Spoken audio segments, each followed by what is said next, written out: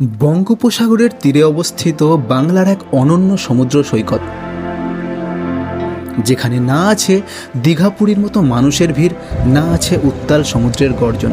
এখানে রয়েছে শুধু শান্ত এক নিরিবিলি পরিবেশ, রয়েছে পশ্চিম আকাশে পড়ন্ত সূর্যের সোনালি আভা গায়ে মেখে সমুদ্রের শীতল হাওয়া উপভোগ করা। আর এই বিচটা কিন্তু একদম নির্জন, একটাও লোক নেই। কলকাতা থেকে মাত্র 120 কিলোমিটার দূরে অবস্থিত সাদা বালির এই বিচটির নাম লালগঞ্জ সমুদ্র সৈকত, যেটা পরিচিত লাল কাঁকড়ার বিচ হিসেবে। এবার সাধারণত যারা এখানে ঘুরতে আসেন তাদের বেশিরভাগই দুদিনের পরিকল্পনা করে আসেন।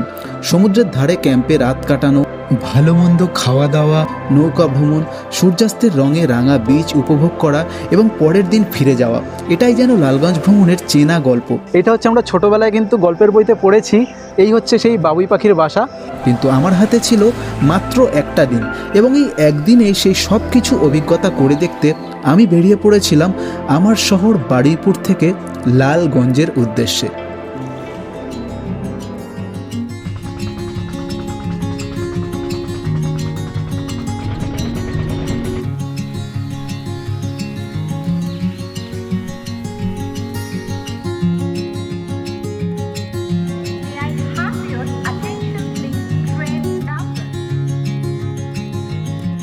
তো লালগঞ্জ যেতে গেলে সবার আগে পৌঁছতে হয় দক্ষিণ 24 পরগনার শেষ স্টেশন নামখানাতে, যেটা যেতে বারুইপুর থেকে সময় লাগে ওই 2 ঘন্টার মতো।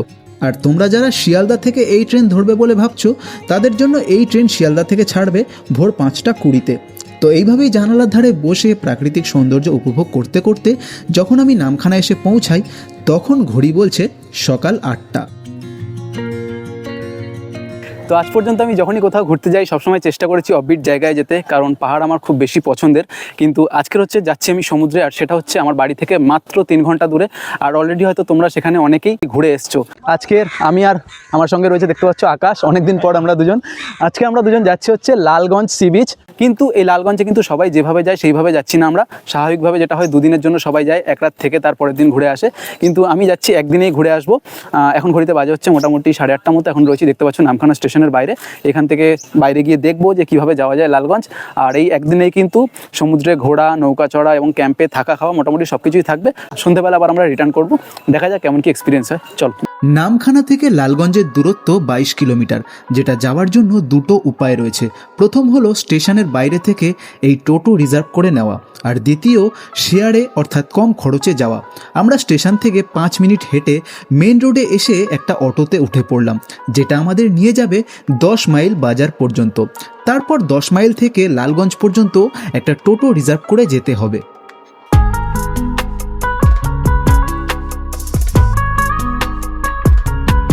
তো এখন এসে পৌঁছালাম হচ্ছে 10 মাইল বাজারে। এই হচ্ছে, দেখতে পাচ্ছ, 10 মাইল মার্কেট।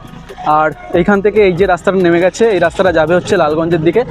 এই টোটোটার সাথে কথা বললাম, এই টোটোটায় করে যাব। এখন বাজে হচ্ছে 9টা 20, আর এই 10 মাইল বাজার থেকে টোটো ধরে যেতে হবে হচ্ছে আমাদেরকে লালগঞ্জ।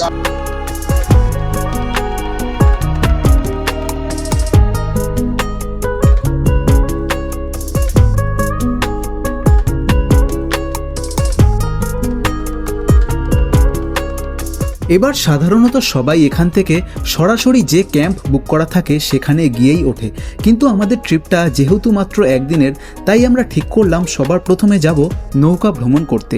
এবং সেই অনুযায়ী আমাদের টোটো চালককে বলতেই উনি আমাদের নিয়ে এলেন যেখান থেকে নৌকা ভ্রমণ হয়।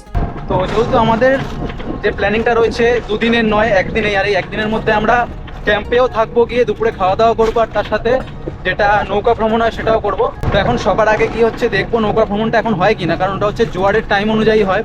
তো যদি এখন ওটা হয় ভালো, তাহলে আগে নৌকা ভ্রমণটা করে নেবো, আর না হলে ক্যাম্পে গিয়ে উঠবো, তারপর পরে আবার আসবো।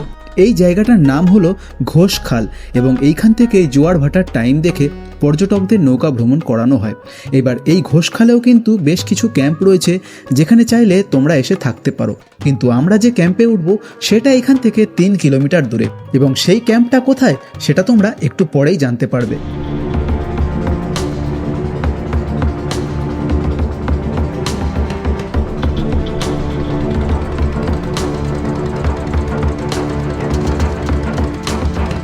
তো এর আগেও আমি নদীতে নৌকা ভ্রমণ বেশ কয়েকবার করেছি, কিন্তু ম্যানগ্রোভের মধ্যে দিয়ে এটা একদম প্রথমবার ছিল। তাই এই ফুরফুরে হাওয়ার সাথে এক্সপিরিয়েন্সটা দারুণ হচ্ছিল। তবে এক মিনিট, তোমাদের জন্য এই এক্সপিরিয়েন্সটা আরও সুন্দর হতে পারে।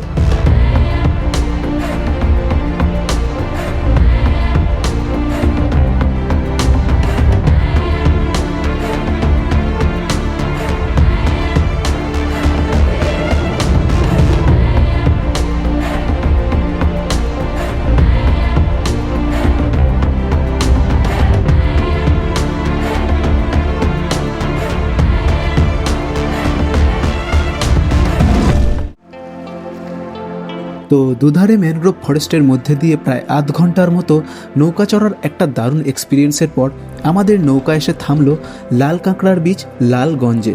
তবে এটার আসল নাম হলো লয়ালগঞ্জ সমুদ্র সৈকত, যেটা সময়ের সাথে সাথে লোকমুখে পরিবর্তিত হয়ে লালগঞ্জে পরিণত হয়েছে। তো নৌকায় করে খাঁড়িটা একটু ঘুরে নেওয়ার পর এখন আমরা চলে এলাম হচ্ছে অ্যাকচুয়াল যে লালগঞ্জের বিচ, সেই বিচে দেখতে পাচ্ছ ওই হচ্ছে আমাদের নৌকা ওখানটায় দাঁড়িয়ে রয়েছে, কাকু ওখান থেকে আমাদের নামালো।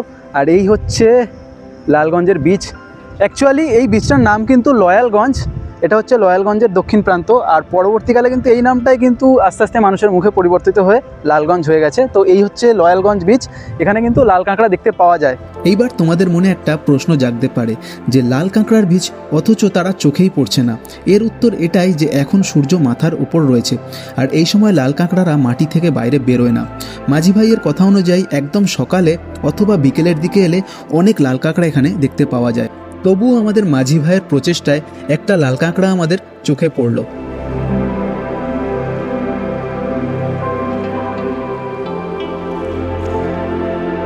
তারপর কিছুক্ষণ এই নির্জন বিচে সমুদ্রের হাওয়া খেয়ে ফিরে এলাম নৌকায়।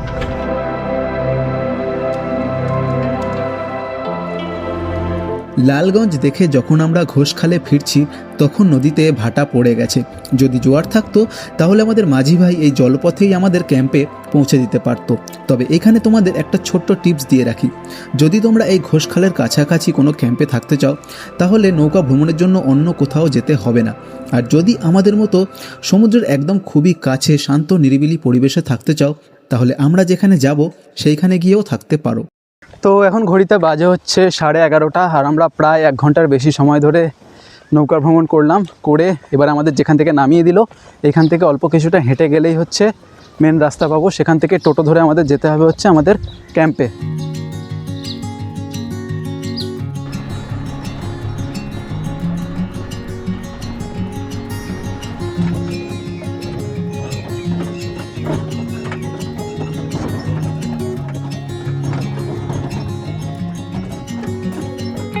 তো অবশেষে এসে পৌঁছালাম আমাদের ক্যাম্পে, যার নাম নেচার স্টে ঘরে বাইরে ক্যাম্প। এবং এই ক্যাম্পটা আমরা হাফ ডের জন্য বুক করেছি। মানে তোমরা জানো যে যারা এখানে আসে সাধারণত একটা গোটা দিনের প্যাকেজ বুক করে আসে, যার মধ্যে ডে 1-এর ওয়েলকাম ড্রিঙ্কস থেকে শুরু করে ডে 2-র ব্রেকফাস্ট পর্যন্ত ইনক্লুড থাকে এবং অবভিয়াসলি সাথে অ্যাকোমোডেশনও। কিন্তু আমরা এখানে থাকবো আজকের সন্ধে পর্যন্ত, অর্থাৎ সূর্যাস্ত দেখা পর্যন্ত। এবং এই সময়টুকুর মধ্যেই এই জায়গাটার সৌন্দর্য আমরা কতটা উপভোগ করতে পারি সেটাই হচ্ছে দেখার বিষয়। আর হ্যাঁ, যে কারণে আমি ঘোষখালের কাছে না থেকে এই ক্যাম্পে এলাম সেটা হলো সমুদ্র এই ক্যাম্প থেকে মাত্র 5 মিনিটের হাঁটা পথ। ওকে, তো এখন ঘড়িতে বাজে হচ্ছে পুরো বেলা 12টা আর আমরা এসে পৌঁছালাম আমাদের যে ক্যাম্প রয়েছে ঘরে বাইরে ক্যাম্পে। যেহেতু আমরা আগে নৌকা ভ্রমণটা করে এলাম তাই আমাদের আসতে একটু দেরি হলো। আর আসার সঙ্গে সঙ্গে এখানটা দেখতে পাচ্ছ আমাদের জন্য ওয়েলকাম ড্রিঙ্কস দিয়েছে। ওয়েলকাম ড্রিঙ্কস খাবো, খেয়ে নিয়ে তারপর আমাদের যে রুম দেবে সেই রুমে গিয়ে উঠে একটু ফ্রেশ হবো, হয়ে তারপর বাকি তোমাদের সাথে কথা হচ্ছে। তো এই ঘরে বাইরে ক্যাম্পে থাকার জন্য এসি কটেজ আর এই টেন্ট হাউস রয়েছে। আর যেহেতু আমরা একটা বেলার জন্যই এসেছি তাই আমরা এই টেন্ট হাউস বুক করেছি, যার মধ্যে 2টো বেড, লাইট, ফ্যান, কুলার ও কিছু বেসিক রিকোয়ারমেন্টসের জিনিস রয়েছে। এবং প্রচণ্ড গরমের হাত থেকে বাঁচতে উপরে আলাদাভাবে ছাউনিও বানানো রয়েছে। আর এই একবেলা যার মধ্যে লাঞ্চ এবং ইভিনিং স্ন্যাক্স ইনক্লুড রয়েছে তার জন্য আমাদের পে করতে হয়েছে ফুল প্যাকেজের হাফ প্রাইস। ওকে, তো ফাইনালি আমরা ক্যাম্পে এসে যে টেন্টে থাকবো সেই টেন্ট পেয়ে গেছি। আমার পিছনে দেখতে পাচ্ছ এই হচ্ছে 2% টেন্ট। একদম যে ছোটো টেন্টগুলো হয় ক্যাম্পিং টেন্ট সেই টেন্ট কিন্তু নয়, এটা মোটামুটি একটা ঘর মতোই দেখতে পাচ্ছ। তো এই হচ্ছে এর বাইরেটা, এখানটা একটা টেবিল রয়েছে, বেঞ্চ রয়েছে, টুল রয়েছে। উপরে কিন্তু এখানটা খুব সুন্দর, এগুলো সন্ধ্যাবেলার জন্য খুব সুন্দর, এখানে লাইট রয়েছে, পাখা রয়েছে। আর শুধু যে টেন্ট তা নয়, উপরে কিন্তু পুরোটা দেখতে পাচ্ছ ছাউনি করা রয়েছে, একদম পুরো যেরকম ঘরের চাল থাকে। তো তার মানে যে প্রচণ্ড পরিমাণে গরম, সেই গরমটা কিন্তু হবে না। তো এখন আমি আর আকাশ দুজনে চলে এসেছি এই পুকুরে স্নান করার জন্য। বাথরুমে স্নান করে তো ফ্রেশ হবো, তবে তার আগেই পুকুরে যা জল দেখতে পাচ্ছি দেখে নিজেদের আটকাতে পারছি না। এই সামনে হচ্ছে দেখতে পাচ্ছ এই পুকুর কত সুন্দর, দেখো দু সাইডে চারিদিকে গাছপালা রয়েছে। আমার বাড়ি বারুইপুরে, কিন্তু বারুইপুরে আমার বাড়ির আশেপাশে সেরকম ভালো পুকুর এখন আর নেই, আগে ছিল। তো আজকের এইখানটা এসে এই পুকুর দেখে নিজেকে সত্যি আটকে রাখতে পারছি না। তোর বাড়ির কাছে তো আরোই পুকুর নেই, একদমই নেই, ভাবাই যায় না। তো চলো একটু পুকুরের মজা নেওয়া যাক।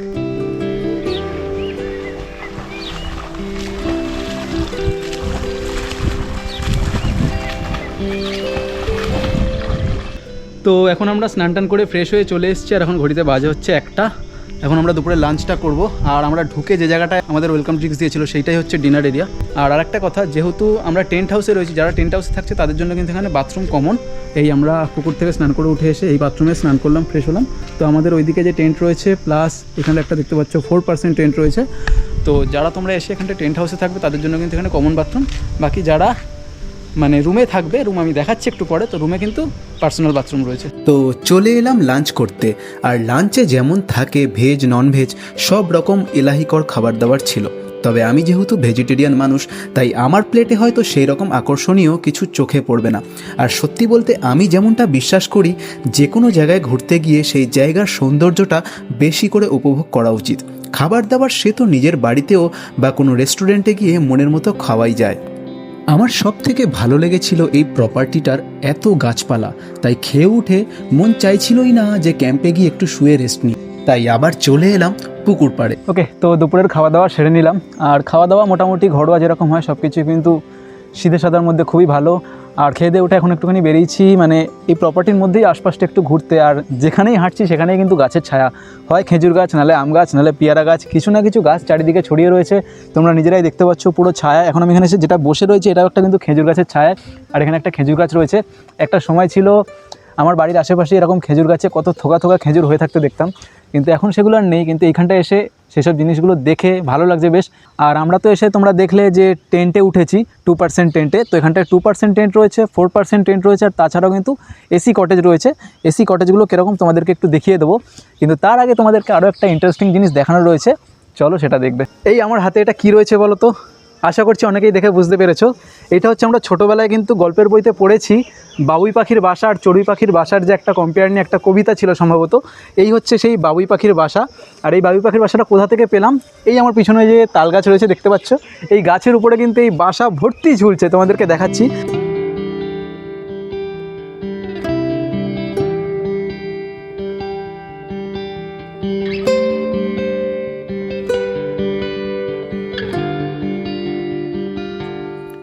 এইটা হলো এই প্রপার্টিটার এসি কটেজ, যার মধ্যে 2টো এসি রুম রয়েছে।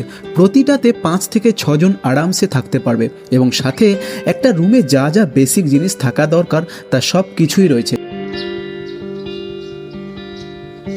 বিকেল 4:30 নাগাদ আমরা বেরিয়ে গেলাম পায়ে হেঁটে বিচ ঘুরতে। যেমনটা আগেও বলেছি, এদের এই প্রপার্টি থেকে বিচ মাত্র 5 মিনিটের হাঁটা পথ, আর তাও আবার পুরো রাস্তাটায় এইরকম গাছের ছায়া।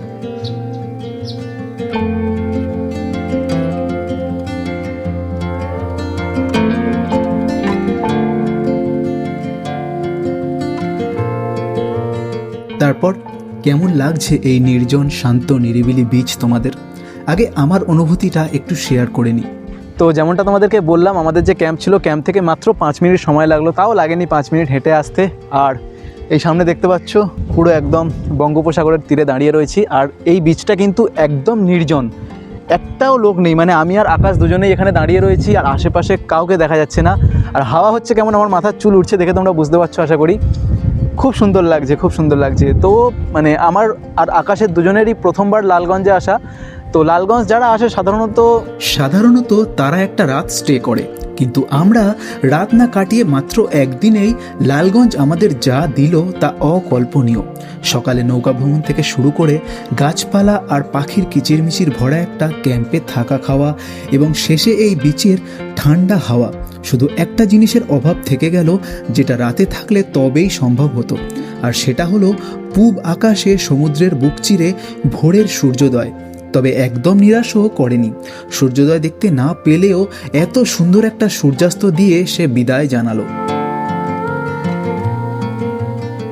তো এখন ঘড়িতে বাজে হচ্ছে 6:20 আর আমরা এবার বেরিয়ে যাব এখান থেকে। কিন্তু যাওয়ার আগে আমাদের যে এই হাফ ডের বলতে পারো যে প্যাকেজ ছিল, এর মধ্যে কিন্তু ইভিনিং স্ন্যাক্সটাও রয়েছে, আর বেরোনোর আগে সেই স্ন্যাক্সটা আমাদের দিয়ে দিয়েছে। এই সামনে দেখতে পাচ্ছ, এই হচ্ছে মুড়ি, চানাচুর, প্লাস তার সাথে হচ্ছে পেঁয়াজি টাইপের রয়েছে, দেখতে পাচ্ছ, দুজনের জন্য দিয়ে দিয়েছে। আর চাও দিচ্ছিল, কিন্তু চা আমরা আর খাচ্ছি না, এখন গরম লাগছে। তো এখন এই স্ন্যাক্সটা খাবো, খেয়ে হচ্ছে আমরা এখান থেকে বেরিয়ে যাব।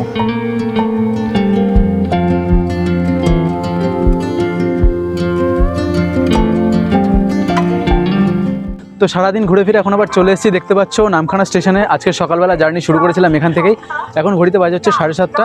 স্টেশনে দেখতে পাচ্ছ ট্রেন দেওয়া রয়েছে, 7:49 ছাড়বে, ডাইরেক্ট শিয়ালদা যাবে। তো আজকের একদিনের সফরে আমরা এই লালগঞ্জে গেলাম, গিয়ে মোটামুটি যারা দুদিনে লালগঞ্জ যেটা করে, আমরা মোটামুটি একদিনেই সব কিছু করে এলাম। আমি ফার্স্ট টাইম গিয়েছিলাম, তোমাদের কেমন লাগলো কমেন্ট বক্সে জানিও। আর তোমরা কিন্তু চাইলে দুদিন যদি হাতে না সময় থাকে, এরকম একদিনের জন্য কিন্তু লালগঞ্জ থেকে গিয়ে ঘুরে আসতে পারো।